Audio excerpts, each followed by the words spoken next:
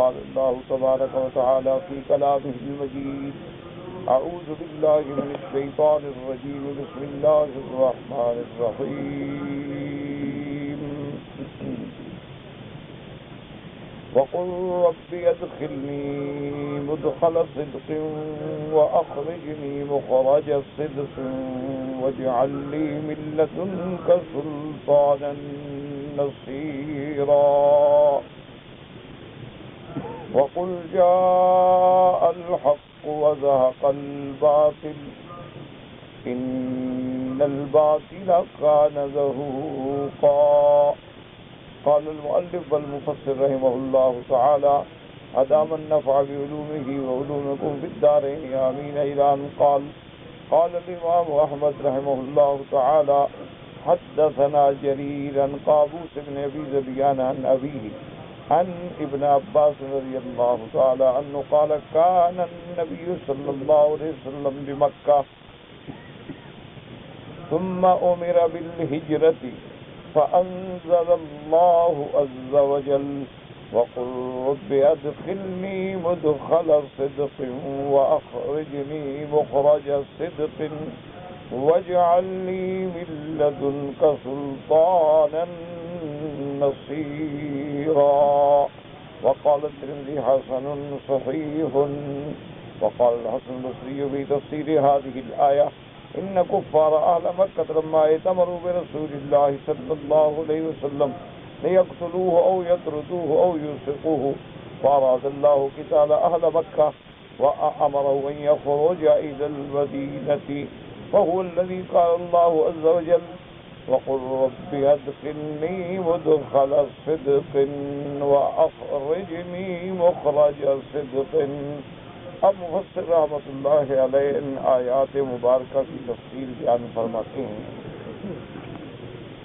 اولاً اس کا سبب نزول یا شان نزول جسے کہا جاتا ہے کہ جب حضور صلی اللہ علیہ وسلم مکہ میں تھے اور دعوت توحید کے مقابلے پر مشرکین مکہ نے ہر ظلم و ستم جو ان کے بس میں تھا استعمال کیا،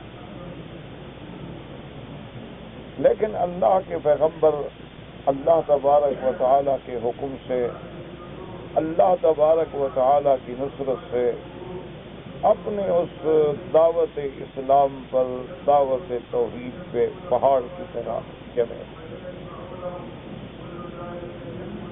تو اب قریش مکہ نے جب ہر طرف سے ناکام ہو گئے تو انہوں نے دار الندوہ میں بیٹھ کے ایک مجلس بلائی اور مشورہ کیا. دار الندوہ جو ہے ان کے مجلس کی بیٹھنے کی، یہ باب الفتح کے قریب تھی، باب المدینہ اور باب الفتح کے درمیان میں. باب الندوہ بھی تھا پہلے اور اس جگہ کا نام بھی ان کا دار الندوہ تھا جہاں قریش کے بڑے بڑے لوگ آ کے بیٹھتے تھے اور آپس میں صلاح مشورہ کرتے. تو انہوں نے باقاعدہ اس مسئلے کو حل کرنے کے لیے اپنی میٹنگ بلائی اور بعض مفسرین نے کتب سابقہ کے حوالوں سے یہ بھی لکھا ہے کہ ایسے موقعوں پہ شیطان تو پیچھے نہیں رہتا. تو شیطان جو ہے وہ بدبخت بھی ایک سردار کی شکل میں انسانی روپ دھار کے وہ بھی ان کی مجلس میں شریک ہو.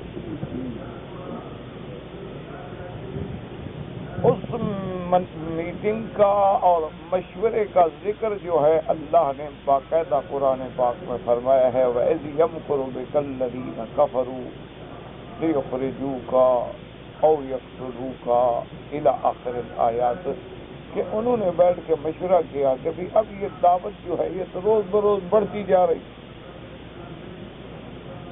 اور جو لوگ اسلام لے آتے ہیں وہ حضور پاک کو کسی حال میں نہیں چھوڑتے. ان پہ ظلم و ستم کے پہاڑ توڑ ڈالے گئے، انہیں مار دیا گیا، انہیں زخمی کیا گیا، عورتوں کو نعوذ باللہ ٹانگوں میں رسے ڈال کے دو حصوں میں یعنی چیر کر رکھ دیا گیا جیسے کسی گوشت کو یا بکرے کو چیرا جاتا. انگاروں پہ لٹائے گئے، تپتے ہوئے پتھروں پہ لٹائے گئے، سینے پہ چٹانیں رکھی گئیں اور کھجوروں کے بڑے بڑے کانٹے لے کے بدن میں چبھوئے گئے، لیکن وہ اسی طرح ثابت کر رہے. یہی وہ چیز ہے جو کفار کو پاگل کر دیتی ہے کہ کیا چیز ہے ابھی مسلمان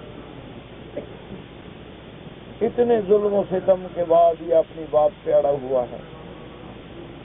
خود دوسرے مذہب کا آدمی ہو تو 2-4 دن میں مذہب بدل دے. ابھی آپ نے چند دن پہلے پڑھا ہوگا ہزاروں کی تعداد میں مسیحی جو تھے وہ ہندو بن گئے. کیوں؟ ڈر سے کہ وہ مارتے ہیں. لیکن مسلمان ہر حال میں ہر تکلیف کے بعد بھی اللہ کی رحمت سے اسلام پہ کھڑا ہے. تو اس لیے انہوں نے سوچا کہ اب اس مسئلے کا ہم حل کریں. تو سارے اکٹھے ہو گئے سردار اور مشورہ کیا. تو ایک سردار نے ایک رائے دی کہ حضور صلی اللہ علیہ وسلم کو ہم مجبور کریں اور نکال دیں.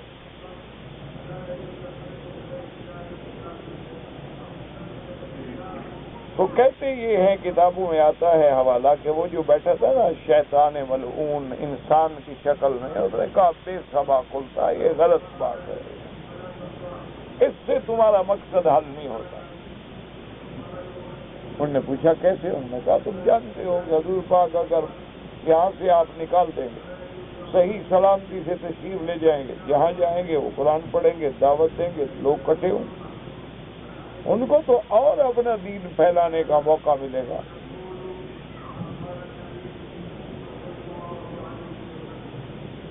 اور جب ان کے پاس ایک قوت بن جائے گی پھر تمہارا مقابلہ کریں. نے کہا اچھا ٹھیک ہے یہ تجویز اب کیا کریں. ایک اور سردار نے تجویز پیش کیا ابھی نکالیں گے، ہم قید کر دیتے ہیں. ہم حضور صلی اللہ علیہ وسلم کو ایک گھر میں یا ان کے اپنے گھر میں نظر بند کر دیتے ہیں، باہر نہیں نکلنے دیتے، ہمارے پاس طاقت ہے. تو جب وہ گھر میں بند ہوں گے تو کس کو تبلیغ فرمائیں گے؟ نہ کسی کو آنے دیں گے، نہ حضور کو باہر جانے دیں گے. تو اب آپ کس سے بات کریں گے؟ جب بات نہیں کریں گے تبلیغ رک جائے گی، دعوت رک جائے گی، تو 2 مہینے 4 مہینے 6 مہینے تو مایوس ہو کے بھاگ جائیں.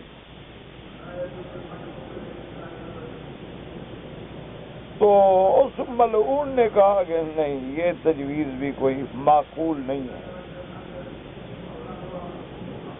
کہا کیوں معقول نہیں ہے؟ آپ کا کیا خیال ہے کہ حضور کو آپ نظر بند کر دیں گے، چلو 40 آدمی ان کے ساتھ ہیں، زیادہ نہیں ہے، لیکن وہ تو جان نثار پروانے ہیں، وہ خاموش ہو کے بیٹھ جائیں گے، وہ مقابلہ کریں گے اور آپ 40 آدمی کو مار دیں گے تو آپ کی بدنامی ہوگی.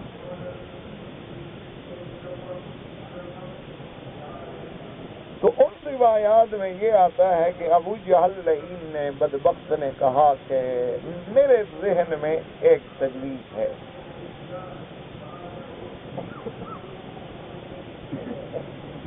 تو اب سارے ان کی طرف متوجہ ہو گئے. اس نے کہا کہ تجویز یہ ہے کہ یہ گرفتار کر لینا یا ملک سے نکال دینا اس سے مسائل حل نہیں ہوتے. اس مسئلے کو حل کرنا ہے تو حضور صلی اللہ علیہ وسلم کو نعوذ باللہ ثم نعوذ باللہ ثم نعوذ باللہ ہم شہید ہی کر قتل ہی کر. جب آپ کی موت ہو جائے گی تو ٹھیک ہے، چند دنوں تک چند مہینوں تک معاملہ اٹھے گا. لیکن اس کے بعد ہر آدمی آخر صبر کر جاتا ہے، بڑے سے بڑے حادثے جو ہیں وہ بھول جاتے ہیں، بڑے سے بڑے زخم بھر جاتے ہیں، اور اس کے لیے بھی میرے دماغ میں ایک تجویز ہے کہ ایسا کرتے ہیں کہ جتنے قبائل ہمارے ساتھ ہیں، جتنے ہمارے حلیف ہیں، ہر قبیلہ جو ہے اپنے قبیلے سے ایک بڑا جنگجو جوان بہادر مسلح دے، تو تقریباً 60 آدمی بنتے تھے، اور اگر 60 آدمی ہیں، 60 قبیلہ ہے، اب یہ سارے مل کے حضور صلی اللہ علیہ وسلم پہ جب حملہ کریں گے، اور حضور کی شہادت کے بعد اگر بنو ہاشم نے، بنو عبد المطلب نے مطالبہ بھی کیا تو زیادہ سے زیادہ قصاص کا مطالبہ ہوگا، اور 60 قبیلہ ہے، ہم چندہ کر کے پیسے دے دیں، وگرنہ وہ 60 قبیلے سے ایک قبیلہ تو نہیں لڑ سکتا تھا۔ تو کہتے ہیں کہ ابلیس بڑا خوش ہوا، کیونکہ وہ تو ابو جہل اس سے بڑا ابلیس تھا، تو دل سے دل کو راہ ہوتی ہے نا، کہا نعم ما قلت، تم نے جو تجویز دی ہے نا وہ اصل تجویز ہے۔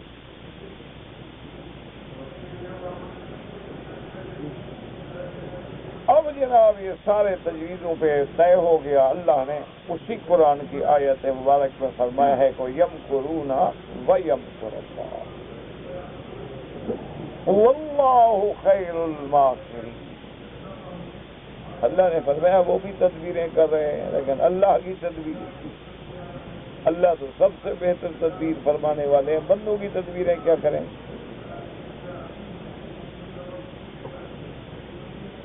تو اب جناب جب یہ آیات مبارکہ نازل ہو گئی تو پھر اللہ نے حضور پاک کو حکم دیا ہجرت فرمانے۔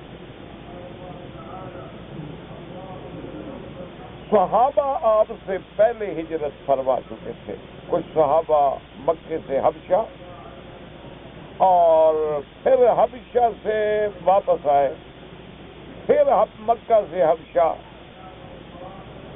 اور پھر حبشہ سے مدینہ منورہ، لیکن حضور صلی اللہ علیہ وسلم حکم خداوندی کے پابند تھے کہ اللہ حکم دے تو آپ جائیں۔ تو اللہ تبارک و تعالیٰ نے قرآن نازل فرما کے ایک تو حضور کو دشمنوں کی سازش سے باخبر کیا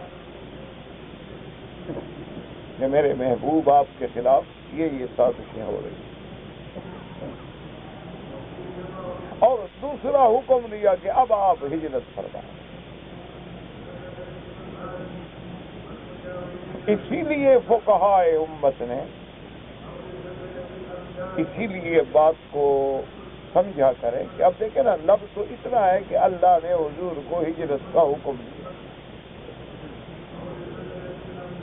اب جو آدمی ظاہر لفظ پڑھے گا وہ تو اتنی پڑھے گا نا کہ ثم امر بالہجرت، اس کے بعد حضور صلی اللہ علیہ وسلم کو ہجرت کا حکم دیا گیا۔ لیکن اب جو علماء ہیں جن کو اللہ نے قرآن و سنت کے علم سے نوازا ہے، جن کو اللہ نے تفقہ فی الدین کی نعمت سے نوازا ہے، اسی لیے حدیث ہے میرے محبوب کی، محبوب دو عالم کی، کہ حضور صلی اللہ علیہ وسلم نے فرمایا من یرید اللہ بہ خیرا یفقہہ فی الدین، او کما قال رسول اللہ صلی اللہ علیہ وسلم، کہ اللہ جس کی بھلائی کا ارادہ کرتے ہیں اس کو دین کی خاص فقہ سمجھ عطا فرما دے۔ اب انہوں نے مسائل لکھے، لوگ کہتے ہیں نا جی یہ کیسے پیدا ہو گئے، جی امام کہاں سے آ گئے، جی یہ مسائل کہاں سے آ گئے، تو یہ ہماری جہالت ہوتی ہے، کم علمی ہوتی ہے، جہالت ہوتی ہے، اور دین سے عدم تعلق کا سبب ہوتا ہے۔ اب دیکھیں انہوں نے مسئلہ نکالا کہ جی حضور کو ہجرت کا حکم دیا گیا، تو ایک مسئلہ تو یہ نکلا کہ جب اللہ کا حکم آ گیا ہجرت فرض ہو گئی، کیونکہ نماز کا حکم کس نے دیا ہے؟ اللہ نے فرض.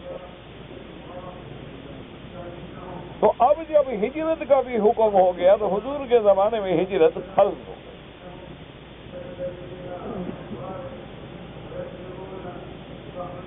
ایک مسئلہ یہ سمجھا، اور کہاں سے سمجھا؟ اسی حدیث اور قرآن سے. دوسرا مسئلہ انہوں نے یہ سمجھا کہ ہجرت کا حکم کب دیا گیا.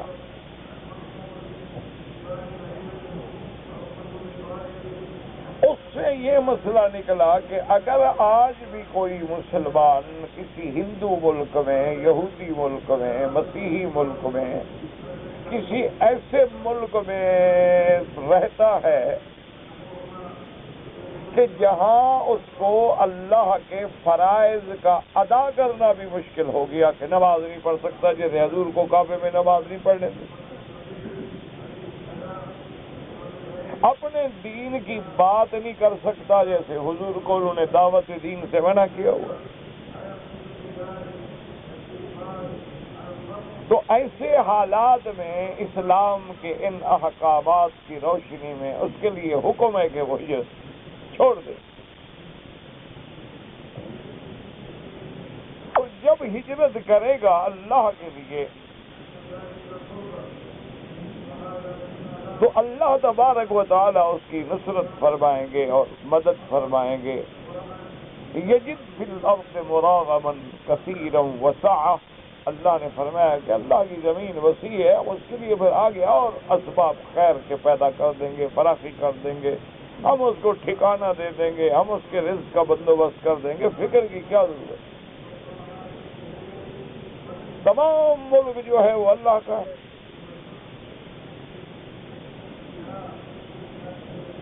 تو اس لیے یہ دو باتیں سمجھ آئیں کہ جب حضور صلی اللہ علیہ وسلم، ورنہ آپ نے 13 سال تو مکے میں گزارے، 13 سال میں تو حضور کو ہجرت کا حکم نہیں ملا، لیکن جب حالات اتنے تنگ کر دیے جائیں تو پھر حکم ہے کہ ہجرت ہے.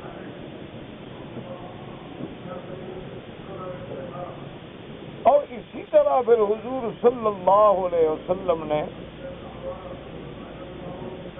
صحابہ کو تو ہجرت کرنے کی اجازت دے دی تھی، لیکن خود بھی ہجرت نہیں فرمائی، اور سیدنا ابو بکر صدیق رضی اللہ تعالی عنہ نے بھی ہجرت نہیں فرمائی، حضرت علی رضی اللہ تعالی عنہ نے بھی ہجرت نہیں فرمائی، اور حضور صلی اللہ علیہ وسلم کی بیٹیاں بھی ابھی مکے میں تھیں.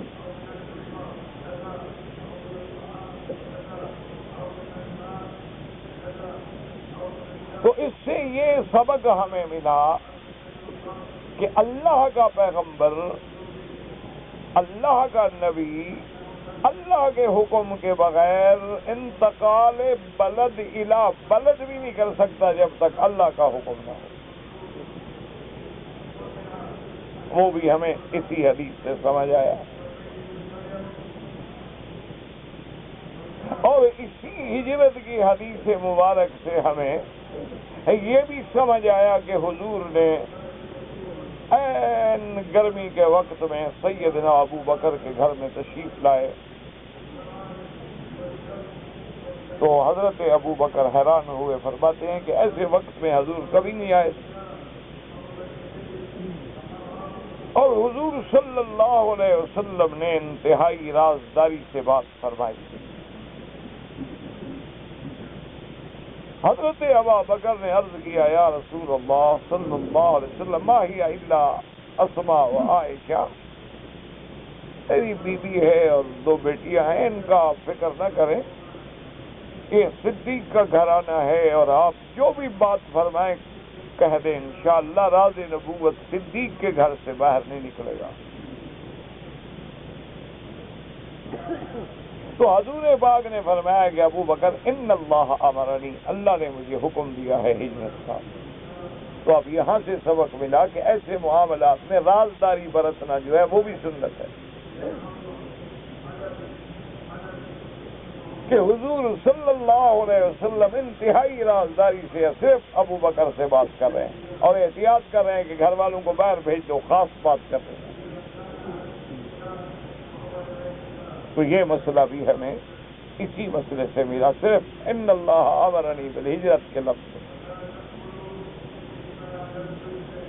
سیدنا ابو بکر صدیق رضی اللہ تعالیٰ عنہ نے عرض کیا کہ یا رسول اللہ نے میرے ساتھ لے جانے کا بھی حکم دیا، فرمایا اسی لیے تو میں آیا ہوں۔ اللہ تبارک و تعالی نے جن کو حفاظت رسول کے لیے، صحبت رسول کے لیے، مصاحبت نبی کے لیے خود چن لیا ہو تو ان کو کون جدا کر سکتا ہے؟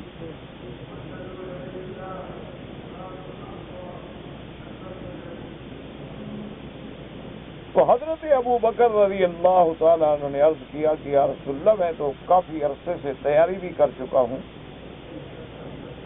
اور اونٹنیاں وغیرہ بھی میں نے تیار کر رکھی ہیں کہ لمبا سفر ہے، 500 میل کا سفر اور اونٹوں پہ ہوتا تھا۔ آج کل تو کاریں ہیں، کنڈیشن بسیں ہیں، ہوائی جہاز ہیں، کوچز ہیں۔ سرکار دو عالم کے زمانے میں تو یہ سارے سفر جو ہے اونٹوں پہ، گھوڑوں پہ، خچروں پہ، اور 500 میل کا سفر کرنا کوئی آسان بات تو نہیں تھی، اور پھر سفر بھی یا ریت یا پہاڑ۔ لیکن حضور نے فرمایا کہ ابو بکر ٹھیک ہے، لیکن تم جو مجھے اونٹ نہیں دو گے تو اس کا باقاعدہ میں قیمت دوں گا۔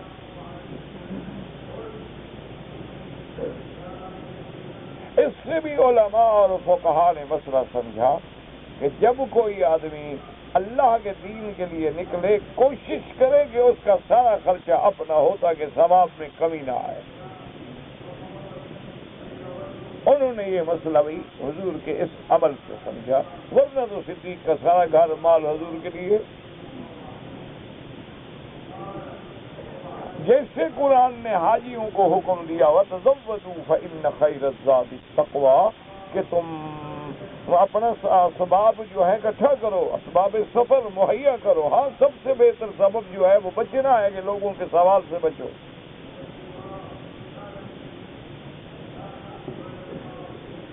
ہوتا ہے نا ہمارے یہاں حاجی آتے ہیں، اچھا بھی چلو کسی کے گھر میں رہ کے گزارا کر لیا، کمرہ کہیں سے مل گیا، روٹی کہیں سے مل گئی، تو اپنے ثواب میں کمی کر رہے ہو اور دوسرے کا بھلا کر رہے ہو۔ ورنہ جو ہے کوشش یہ کرتے ہیں اللہ والے کہ جب ہم بھائی اللہ کے فرض کے لیے نکلے ہیں، حج کے لیے نکلے ہیں، عمرے کے لیے نکلے ہیں، تو پھر ہر شے ہم اپنی خرچ سے، کسی پہ بوجھ ہی نہیں بنے۔ میرے دوست تھے یہاں مکہ مکرمہ میں، فوت ہو گئے، اللہ ان کی قبر پر رحمت فرمائے۔ تو حضرت شیخ الحدیث رحمۃ اللہ علیہ ان کے گھر میں قیام فرمایا میرے خیال میں کچھ سال۔ تو ایک دن انہوں نے مجھے خود کہا، دیکھیں جو اللہ والے لوگ ہوتے ہیں وہ پھر اس طرح کرتے ہیں۔ اب دیکھیں آپ کا ایک دوست ہے، اس نے آپ کو مجبور کر دیا کہ حضرت آپ مکے میں آئے، میں یہاں ہوں، میرے گھر میں رہے، آپ کیوں کرائے پہ مکان رہے؟ تو کوئی بات نہیں، آپ رہیں، لیکن پھر رہنے کا بھی تو طریقہ ہے نا۔ تو میں نے ان سے پوچھا، میں نے کہا بھائی حضرت شیخ رحمۃ اللہ علیہ جب آتے ہیں آپ کے گھر میں تو ان کے ساتھ تو پوری ماشاءاللہ ایک جماعت ہوتی ہے شاگردوں کی اور عقیدت مندوں کی اور دعوت والوں کی، اور اتنے گویا کہ آپ کا تو سارا گھر کے 5 7 8 کمرے ان کے لیے ریزرو ہو جاتے ہوں گے۔ انہوں نے کہا کہ میرے لیے تو سعادت ہے کہ صالحین آئے میرے گھر میں رہے، اور اللہ نے مجھے سب کچھ دیا ہے، مجھے کوئی فرق بھی نہیں پڑتا، اور گھر بھی میرا ذاتی ہے، کون سا میں نے کرایہ پہ لیا ہے کہ میرا نقصان ہو جائے گا۔ لیکن کہنے لگا وکیل صاحب ایک بات یاد رکھیں کہ جب بھی حضرت ٹھہرے ہیں بالکل حساب کر کے، یعنی اگر ان کمروں کا کرایہ 20,000 بنتا تھا تو حضرت 25,000 دے کے گئے۔ کبھی میرے بچے کو ہدیہ دے دیا، کبھی بیٹے کو دے دیا، کبھی بیٹی کو دے دیا، کبھی اس کو دے دیا، کبھی گھر والوں کو دے دیا، حساب پورا کر کے کہ کچھ زیادہ ہی دے کے گئے، کم دے کے نہیں گئے، تاکہ احسان باقی نہ رہے۔ اور ہم جب اللہ کے گھر میں ہیں تو ہم خرچ کریں، تو اس لیے یہ سبق بھی ہمیں اسی ہجرت سے ملا۔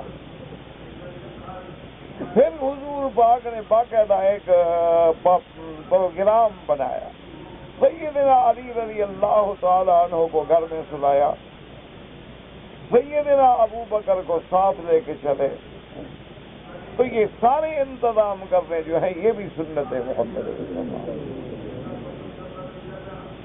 اور پھر حضور صلی اللہ علیہ وسلم نے حضرت صدیق کو تعلیم دی اور فرمایا کہ دیکھو ہم کٹھے نہیں چلیں گے، آگے پیچھے چلیں گے اور درمیان میں فاصلہ ہوتا کہ دشمن ہمیں کٹھا جاتے ہوئے جب دیکھے گا تو شک میں مبتلا ہو جائے گا۔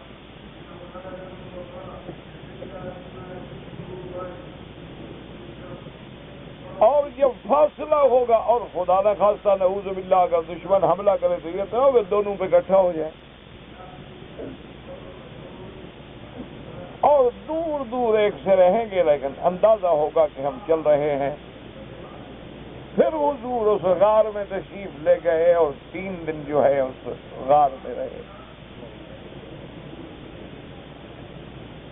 اب اس انداز میں انتظام کرنا، غار میں دشمن سے چھپ جانا، یہ بھی سنت محمد مصطفیٰ۔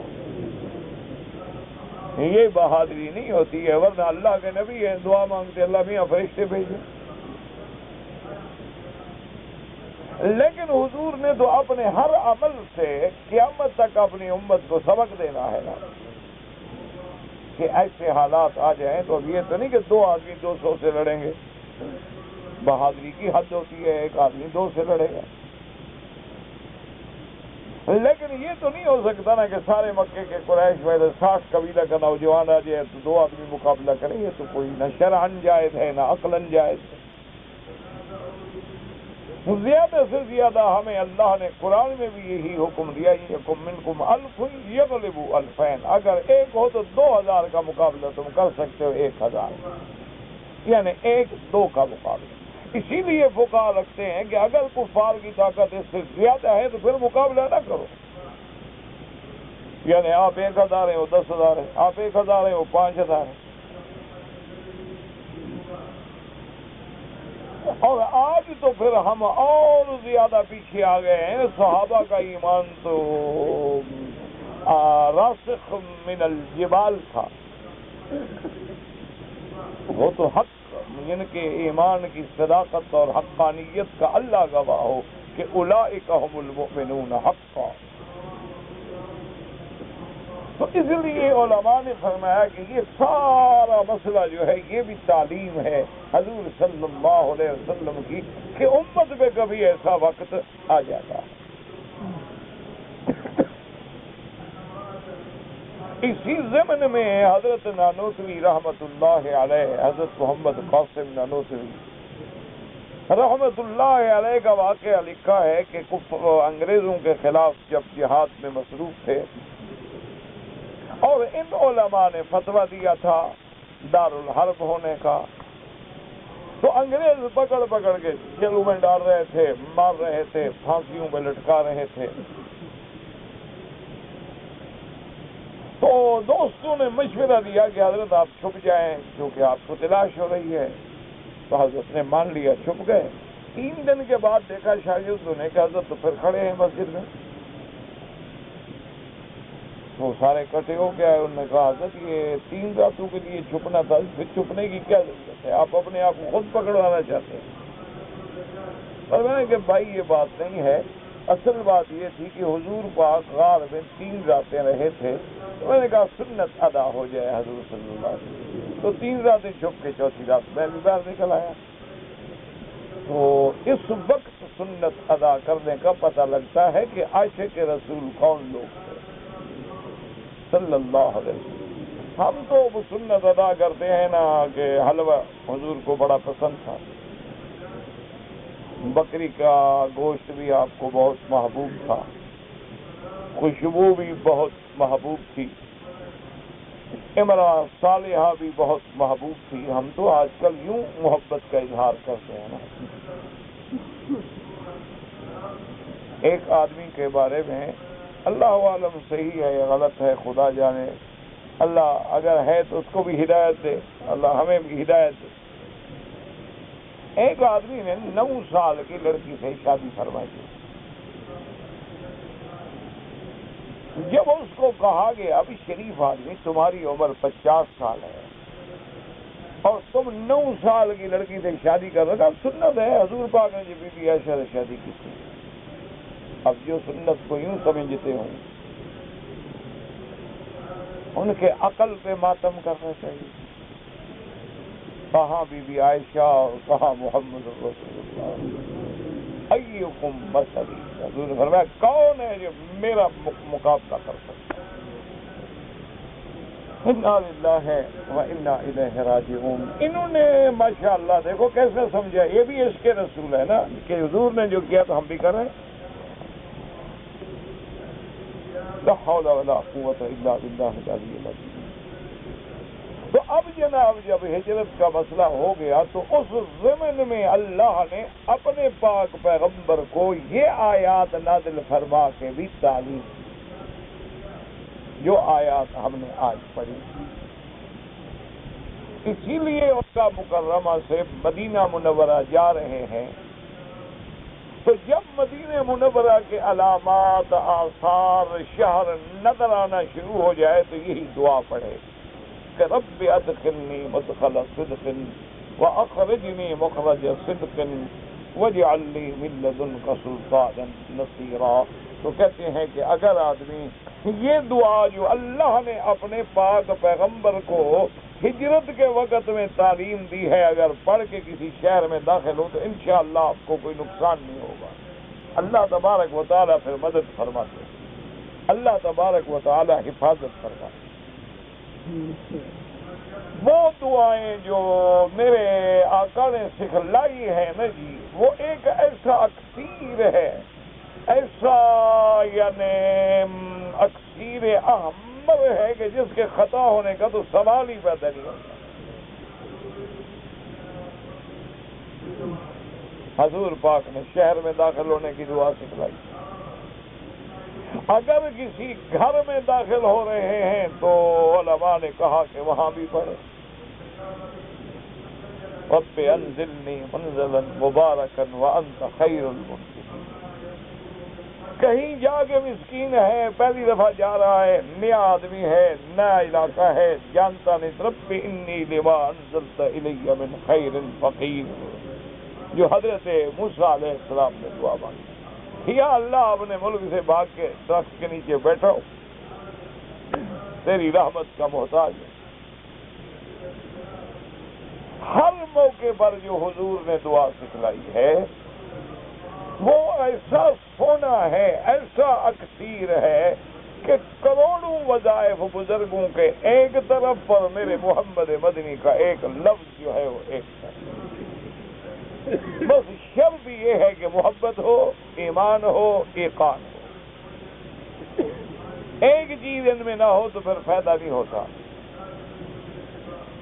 سرکار دو عالم سے محبت نہ ہو پھر کوئی فائدہ نہیں ہوتا. دل سخت ہو جاتے ہیں، چہرے کرخت ہو جاتے ہیں، باتوں میں نفرت جھلکتی ہے. سب سے بڑی بات یہ ہے کہ حضور سے محبت ہو،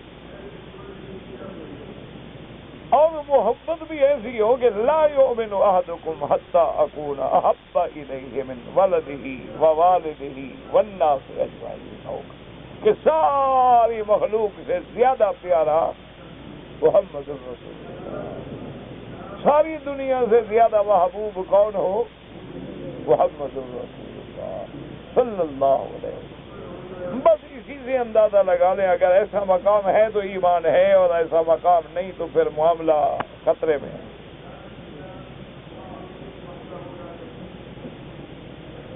آج بھی آپ کسی مسلمان سے، میرے بھائی سے پوچھیں، وہ یہی کہے گا کہ مجھے سب سے زیادہ محبوب حضور کی ذات ہے. ٹھیک ہے؟ کوئی آدمی ہے جو یہ بات نہ کہتا ہو؟ اچھا، جب حضور محبوب ہیں تو محبوب کی تو ہر چیز محبوب ہوتی ہے.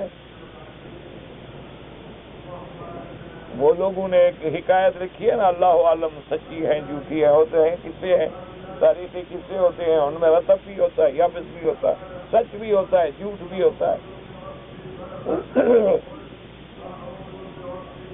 انہوں نے لکھا کہ ایک دفعہ مجنو جو تھا، جو مشہور گزرا ہے مجنو قیس، ایک گلی میں بیٹھا ایک کتا پکڑا ہوا ہے اور پیار کر رہا ہے. اچھا، اس زمانے میں کتے سے پیار کرنا تو عجیب بات تھی. آج کل تو خیر کتے سے پیار کرنا عجیب بات ہے ہی نہیں. آج کل تو بندہ اپنی اولاد سے پیار نہیں کرتا، کتے سے کرتا ہے.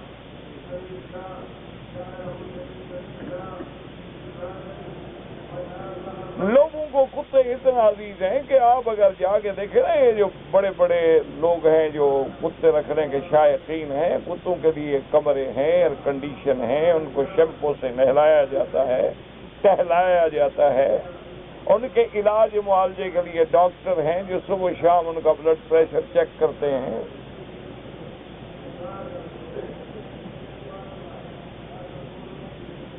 تو اس زمانے میں تو خیر بہرحال یہ تھا کہ کتے کو کھیلنا یا پکڑنا عجیب سی بات تھی.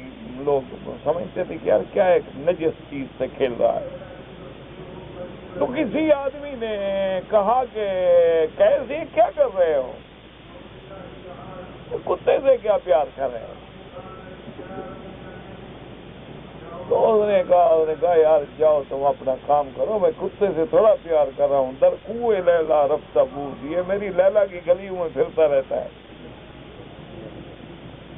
میں تو اس سے پیار کر رہا ہوں.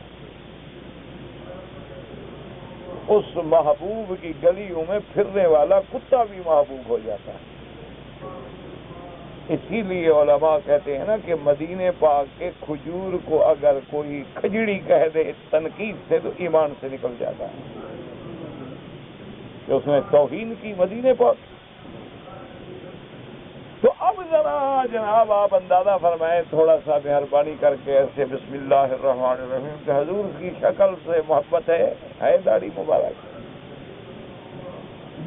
محبوب تو آپ کو حضور ہیں. محبوب کی وہ محبوب چیز کہاں ہے؟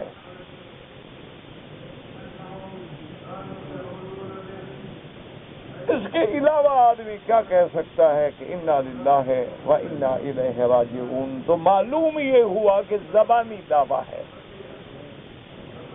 اگر آپ کو ڈاکٹر دوائی لکھ دے اور آپ اس کو 5 دن کے بعد جائیں اور کہیں کہ جی میری تکلیف بڑھ گئی ہے، تو اس نے کہا بھئی میں نے آپ کو دوائی دی تھی. اس نے کہا حضرت کمال ہے، یہ نسخہ میں نے سینے پہ رکھا ہوا ہے، رات کو چوم کے سوتا ہوں. کہا گا بدبختی، یہ چومنے کے لیے تو نہیں تھا، یہ تو دوائی لے کے استعمال کرنی.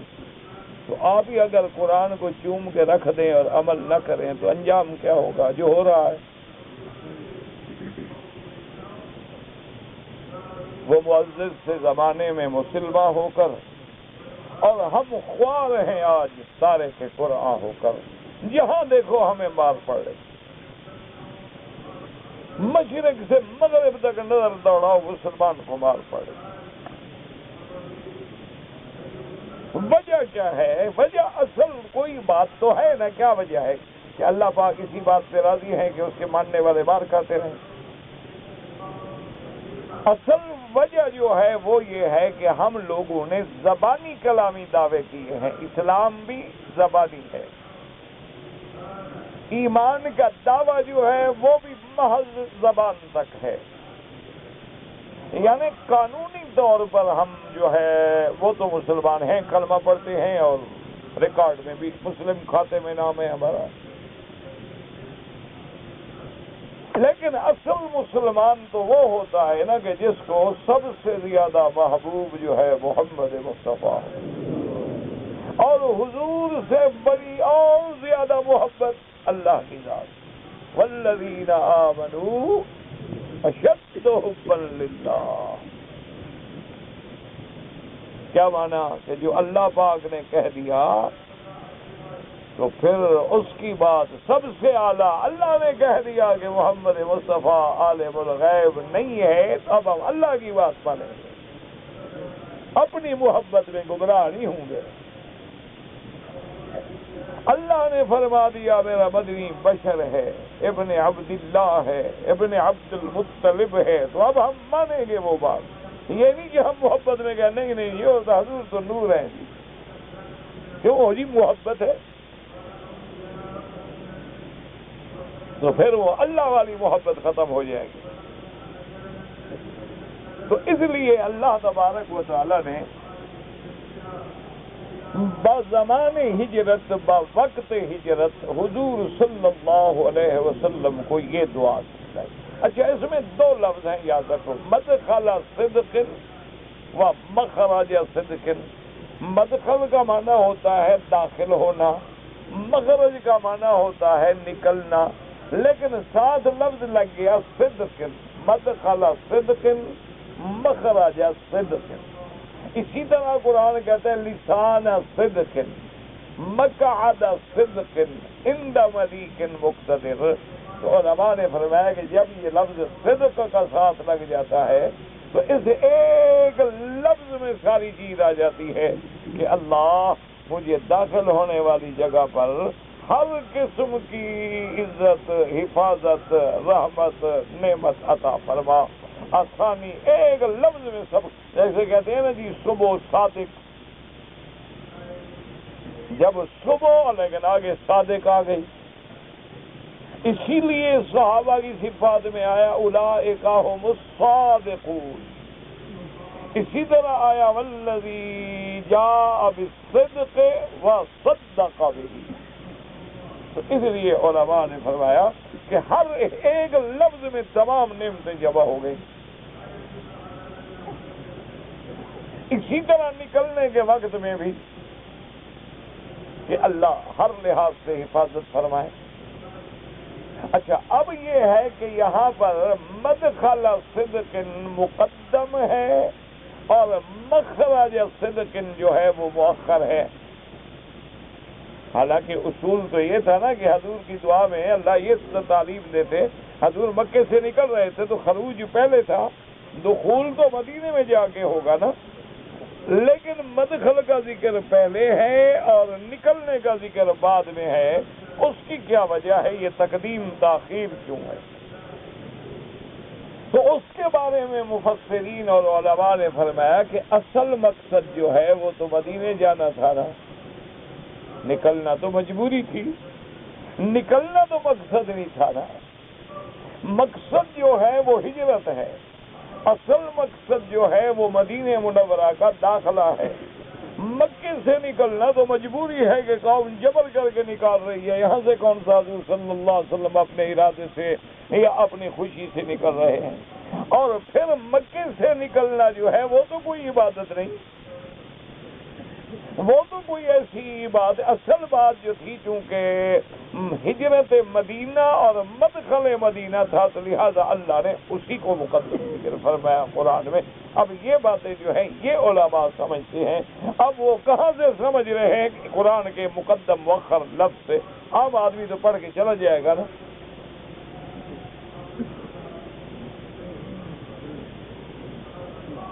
بعض میرے بھائی کہتے ہیں نا دیکھو جی یہ فقہا نے کہاں سے مسئلے بنا لیے، یہ نہیں انہوں نے کہا بھائی مسئلے اسی میں بنا لیے کہ اب آپ کے سامنے آیت پڑھ کے چلے جائیں تو چلے جائیں، لیکن غور کریں بھی مدخل صدق یعنی داخل ہونے کی جگہ پہلے ہے، نکلنے کی جگہ بعد میں ہے۔ حالانکہ حضور پہلے مکے سے نکلے تب ہی تو مدینے میں داخل ہوئے نا، تو مخرج پہلے ہوتا۔ تو اس تقدیم و تاخیر کی وجہ کیا تھی؟ تو علماء نے سمجھا کے مسئلہ حل کر دیا کہ بھائی اصل وجہ یہ ہے کہ مقصد اصلی جو ہے وہ تو مدینے میں جانا ہے، مکے سے نکلنا تو مقصد نہیں، یہاں سے تو حضور مجبور ہو کے نکل رہے ہیں۔ اور تیسری بات یہ بھی سمجھ لیں ساتھ کہ اللہ تبارک و تعالی نے جو دعا ذکر فرمایا قل رب ادخلنی وقل رب ادخلنی مدخل صدق واخرجنی مخرج صدق واجعل لی من لدنک سلطانا نصیرا۔ اب یہاں دیکھیں قل رب، اللہ کی تو کئی صفتیں ہیں نا، اس میں ذات اللہ بھی ہے، رحمان بھی ہے، رحیم بھی ہے، لیکن یہاں رب کا صفت ربوبیت کا ذکر ہے۔ اکثر دعاؤں میں دیکھیں ربنا آتنا، صفت ربوبیت کا ذکر، ربنا ظلمنا انفسنا، صفت ربوبیت کا ذکر، ربنا لا تؤاخذنا ان نسینا۔ تو صفت ربوبیت جو ہے وہ اس بات کی مظہر ہے کہ رب العالمین جو ہے اللہ کی ذات ہے۔ تو جس رب نے ہمیں اس وقت بھی ہماری حفاظت کی جب ہم کچھ بھی نہیں تھے، ماں کے پیٹ میں ایک حقیر قطرہ تھے، تو وہ رب العالمین جس نے بغیر مانگے ہمیں 9 مہینے تک ماں کے پیٹ میں رکھا اور رزق دیا، ماں کے پیٹ سے جب ہم نکلے تو جناب گوتنے موتنے، نہ چلنے کے، نہ بھاگنے کے، نہ بولنے کے، نہ کھڑے ہونے کے، پھر بھی اپنی اس ربوبیت سے اللہ نے کیسا انتظام کیا کہ سارے گھر والوں کے دل میں محبت ڈال دی، بلکہ باہر کا کوئی آدمی آئے بچے کو دیکھے تو وہ بھی اٹھا کے پیار کرتا ہے حالانکہ اس کا بچہ نہیں ہے۔ یہ ساری صفت ربوبیت ہے۔ تو اس میں اشعار ہے، مشعر ہے، اس لفظ سے سمجھیں کہ میرے رب آپ نے تو اس وقت بھی حفاظت کی ہے، ماں کے پیٹ میں بھی حفاظت کی ہے، تو اب غار میں بھی تو آپ نے حفاظت کرنی، سفر میں بھی آپ نے حفاظت کرنی، اس وقت بھی ہمارے رزق کا انتظام کیا ہے جب بظاہر کوئی راستہ ہی نہیں تھا۔ کیسے رزق پہنچتا ہے بچے کو اندر، بچہ سانس کیسے لیتا ہے، کبھی آپ نے غور کیا کہ اللہ نے نظام کیسے بنایا ہے قدرت نے، کہ کیسے بچہ اپنے اندر اتوار کے بعد جب بچہ ہو جاتا ہے روح پھونک دی جاتی ہے تو اب صاف بات ہے غذا کا بھی محتاج ہے، ہوا کا بھی محتاج ہے۔ ایسا اللہ نے سسٹم نظام بنایا ہے کہ آپ اگر غور کریں، لیکن مسلمانوں کے پاس وقت نہیں۔ مسلمان قرآن شریف پڑھتا ہے قسم کھانے کے لیے، یا کہتے ہیں جی ہم نے اپنی لڑکیوں کی شادی قرآن شریف سے کر دی،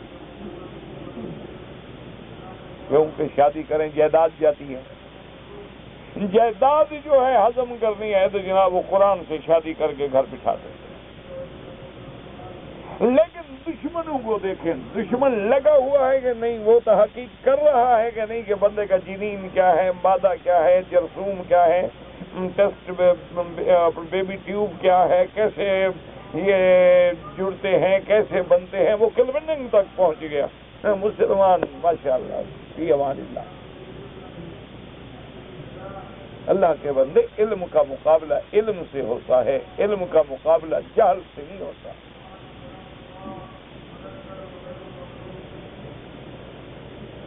اب ایک آدمی کے پاس خدا نہ کرے اللہ بچائے ہر فتنے سے، فساد سے، ایک آدمی کے پاس گولی ہے، تمہارے پاس ڈنڈا ہے، تمہاری بہادری کس کام کی ہے؟ تم بڑے بہادر بنو تو کیا ہے اتنی چھوٹی سی گولی ہے، السلام علیکم، بہادری شادی ساری فی امان اللہ ہو جائے گی۔ ہمارے استاد سے بیچارے فوت ہو گئے، وہ ایک دفعہ کچھ اس قسم کے کوئی ڈاکو شاکوں نے کوئی ہمارے علاقے پہ حملہ کرنے کا ارادہ کیا،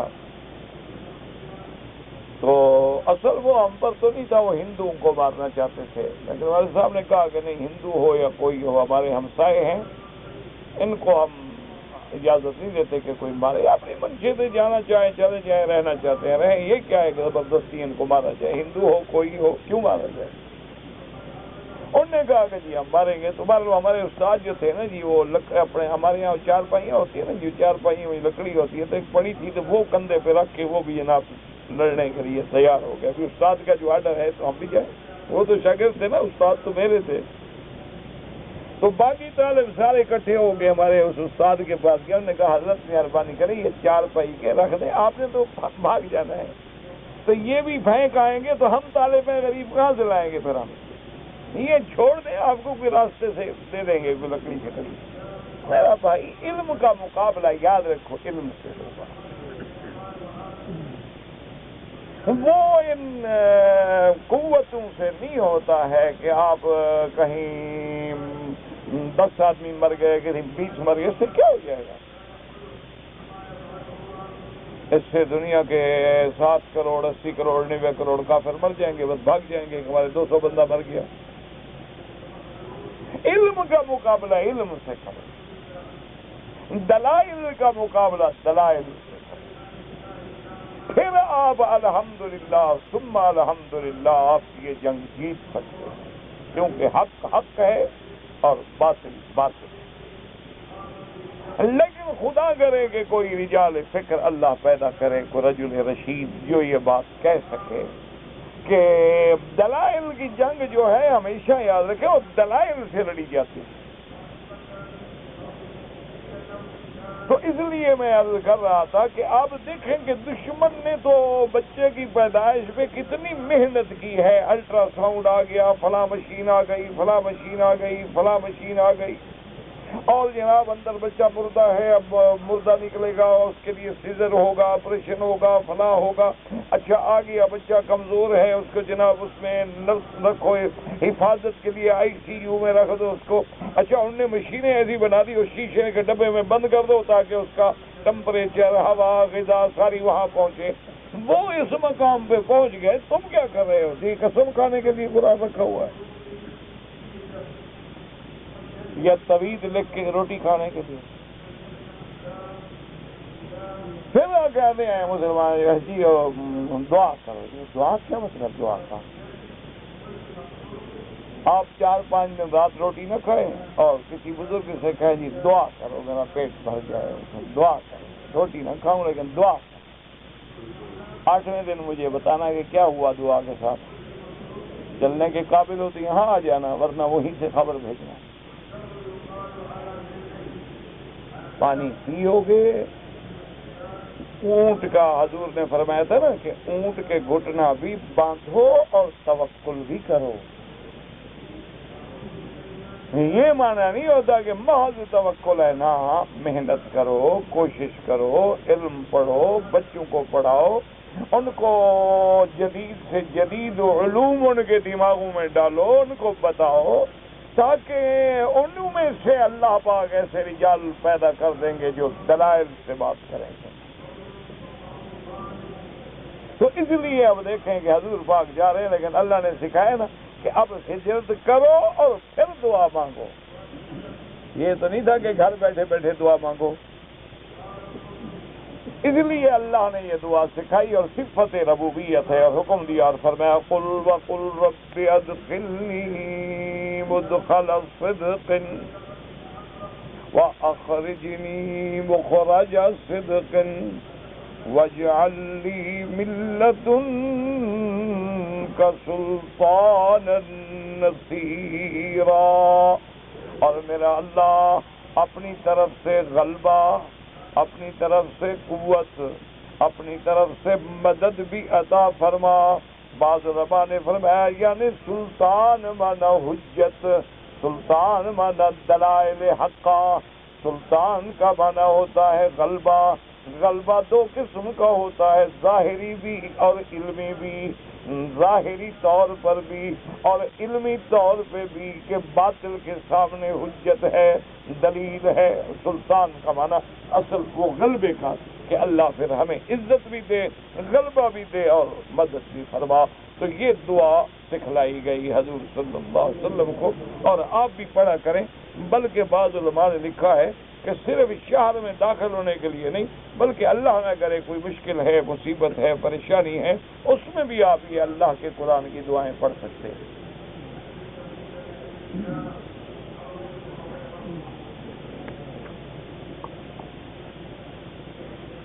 کہتے جی کہ اگر ایک آدمی گاڑی چلاتا ہے اور گاڑی میں اس نے کیسٹ رکھا ہے قرآن شریف کا، اور وہ قرآن شریف سنتا رہتا ہے، لیکن اس کیسٹ کی آیات میں سجدہ تلاوت آ جاتا ہے، تو وہ کرنا ضروری نہیں ہے۔ سجدہ تلاوت تب کرنا ضروری ہے کہ یا آدمی وہ آیت خود پڑھے یا آدمی کسی پڑھنے والے سے سنے۔ یہ مشین سے یا کیسٹ سے یا ریکارڈ سے جو ہے وہ سجدہ واجب نہیں ہوتا۔ کہتے جی کہ عورت کی میت پر بھی خوشبو لگائی جا سکتی ہے، بالکل لگائی جا سکتی ہے، اور عورت کا جنازہ بھی یعنی کا عطر علیحدہ، مقصد ہے کہ اس کے بدن پہ خوشبو ہو، باہر نہ پھیلے۔ جیسے عورت کے لیے حضور نے فرمایا کہ عورت کے لیے خوشبو وہ ہے کہ رنگ زیادہ ہو، خوشبو مدھم ہو، اور مرد کے لیے وہ خوشبو جس میں رنگ کم ہو اور پھیلے زیادہ، تاکہ لوگوں کو پہنچے، دوستوں کو پہنچے، مجلس معطر ہو جائے، سب لوگ خوشبو سے فائدہ اٹھائیں۔ لیکن عورت جو ہے اس کے تو بدن میں خوشبو ہو تاکہ اس کا شوہر اس کے ساتھ بیٹھے تو بدبو نہ آئے، اس کے بدن سے اس کو فائدہ ہو، خوشبو حاصل ہو۔ اور خوشبو کے اندر جو ہے اللہ پاک نے ایک تر و تازگی رکھی ہے کہ آدمی کا ذہن تازہ ہو جاتا ہے، بدبو سے آدمی کے ذہن میں انقباض پیدا ہوتا ہے۔ کہتے ہیں جی کہ میں نے افراد حج کیا، 10 تاریخ کو میں نے کنکریاں مار کے بال کٹوا دیے، احرام کھول دیا، بالکل ٹھیک کیا، طواف زیارت کیا، لیکن اس رات میں مکے میں رہ گیا، مینا نہیں جا سکا، صبح کو گیا، کوئی حرج نہیں۔ کہتے جی کہ اگر ایک آدمی جو ہے طواف کرتے کرتے بھول گیا کہ میرے چکر کتنے ہوئے ہیں، تو اس کا طریقہ یہ ہے کہ دماغ لڑائے اور غور کرے، جدھر زیادہ دماغ قبول کرے بات اسی پہ عمل کر، یعنی سوچوں سے کہ نہیں یار میرے 6 ہو گئے، بس ٹھیک ہے 1 کر لیں، 4 ہو گئے 3 باقی کر لیں، یعنی جدھر تمہارا گمان غالب چلا جائے بس اسی پہ عمل کر لو۔ اونٹ کی قربانی میں بھی 7 حصے ہیں، علماء احناف کے نزدیک اونٹ ہے، بھینس ہے، گائے ہے، 7۔ ٹوپی کا استعمال نماز میں جائز ہے، ٹوپی ہو یا پگڑی ہو یا رومال ہو، سب جائز ہے۔ معنی یہ ہے کہ اللہ کے دربار میں نماز میں ادب سے، احترام سے، خذوا زینتکم عند کل مسجد۔ اب دیکھیں نا جی، آپ نے کسی ایک دنیا کی مجسٹریٹ کی عدالت میں بھی پیش ہونا ہو تو آپ ننگے سر نہیں جاتے ہیں، اور اللہ کی دربار میں کھڑے ہو رہے ہیں اور معراج ہے تو بڑے ادب۔ ہاں ایک مجبوری ہے، کپڑا نہیں ہے تو کوئی حرج نہیں۔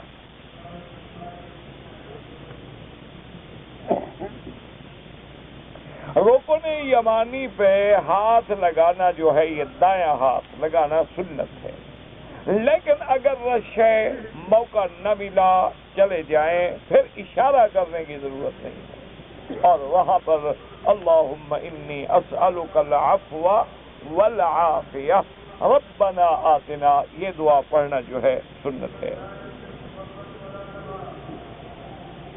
اگر ایک عورت کو طلاق ہو گئی، اس کی عدت نہیں گزری کہ دوسرا نکاح کر لیا، بالکل حرام، ناجائز ہے، ہوگا ہی نہیں نکاح۔ باقی جس نے عدت کا انتظار بھی نہیں کیا تو وہ حلال حرام دیکھے گی۔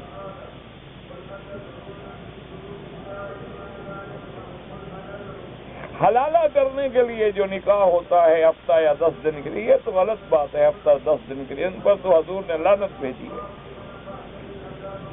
حلالہ کا معنی یہ ہے کہ وہ عورت اپنے منشے سے کسی دوسرے شوہر سے شادی کرے، یہ نہیں کہ تم کرائے پہ ڈھونڈ کے لے آؤ اس کو 2 رات کے لیے، وہ شادی کرے اور وہ اپنے پاس رکھے، اگر قدرتاً ان کی نہ بنے وہ طلاق دے۔ یہ تھوڑا ہے کہ رات نکاح کر لو کل طلاق دے دینا۔ لعن اللہ المحلل والمحلل، حضور نے فرمایا ایسے لوگوں پہ لعنت ہے اللہ۔